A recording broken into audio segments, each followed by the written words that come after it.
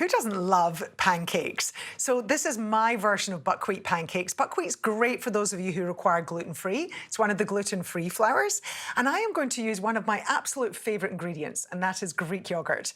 Yogurt is absolutely fantastic for you. It's one of the foods that always comes out shining when we look at nutritional research studies.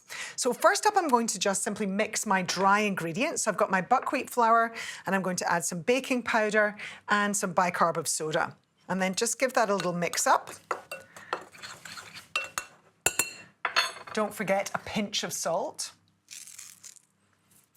And then essentially we make our wet ingredients in the second bowl. So I've got 1 egg. And I'm going to whisk that together with some maple syrup is giving me my sweetness, some vanilla extract. You could use the seeds out of a vanilla pod if you prefer, some milk, and about 3/4 of a cup of my yogurt. Now, yogurt is a fermented food, and we've got so much great research around fermented foods now. And I think we're sort of forgetting, because we're all getting excited about kimchi and sauerkraut and all these other fancy, possibly less familiar to lots of Aussies kind of foods. We forget about fermented dairy. And fermented dairy has long been a part of the human diet. So it's giving you calcium, it's giving you protein, it's giving you riboflavin, a whole bunch of other nutrients, as well as those probiotics. It's giving you little organic acids and other bits and bobs that are present in the yogurt that seem to be doing our gut health some good. So I'm just going to whisk those ingredients together. Then we add the wet ingredients to the dry, and then we've got our pancake batter ready. Now, sometimes I add some blueberries in at this point, or anything else you want to add into the batter.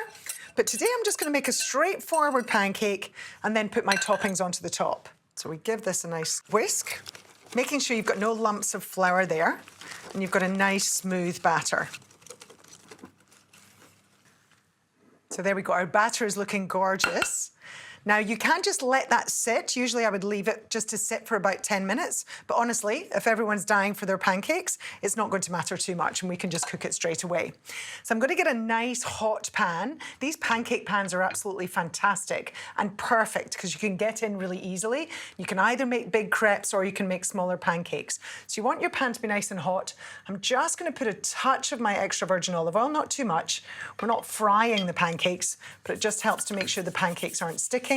And just brush your pan. This is an excellent pan though, so we really don't need too much. And I like to use a 1/4 spoon measure, but anything you've got that's basically going to measure the same size pancakes, pop your pancake mixture out.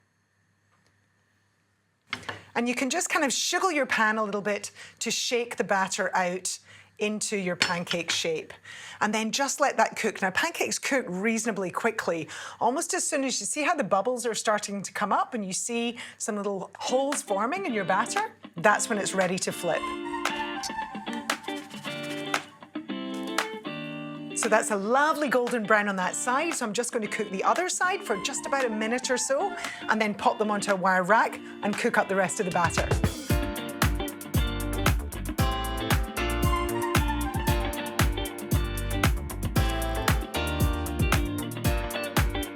And our pancakes are looking fabulous.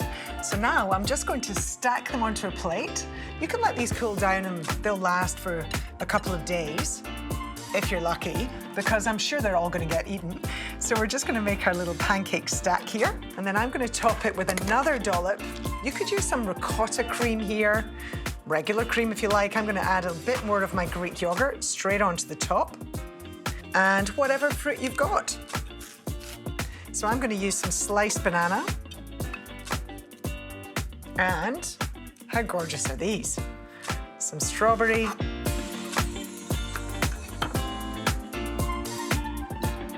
And an extra little drizzle of some maple syrup and some chopped nuts. So there you go, buckwheat pancakes, which means that's a whole grain flour, but it's a great flour for people who need gluten-free, as well as those of us who don't. And I've got my Greek yogurt both into the batter and on the top, boosting the protein, the calcium, and all that fermented goodness. That is absolutely delicious.